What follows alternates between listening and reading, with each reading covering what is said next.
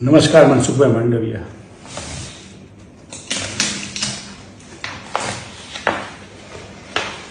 મનસુખભાઈ, આપને નહીં ધ્યાનમાં હોય પણ મારી ઓળખ આ હતી ને આ ઓળખ હેઠળ 10 વર્ષ દરમિયાન માણાવદરના વંથલીના ખેડૂતોના પ્રશ્નો હોય, બિયારણના હોય, ફર્ટિલાઇઝરના હોય, ધોવાણના હોય, પાક વીમાના હોય, ખેડૂતના પ્રશ્નનો સૌથી મોટો અમારા વિસ્તારમાં હતો અથવા ગુજરાતના 57 તાલુકામાં હતો તે ડાર્ક ઝોનનો હતો.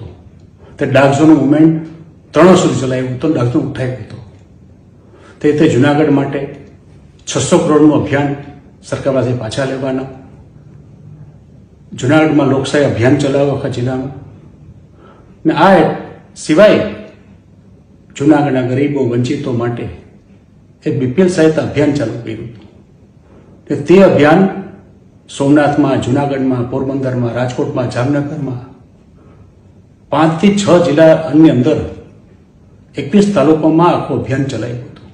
ને તે હેઠળ 75,000 ઉપરાંત ગરીબોને BPLના લાભ આપેલા હતા.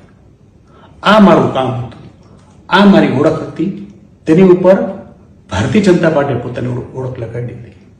ને આટલી હિંમત, તાકાત કે તેવડ તમારામાં હોત તો ચૂંટણી પહેલા કે ચૂંટણી દરમિયાન બોલવાની જરૂર હતી. આપનો આભારી. જવાહર ચાવડા.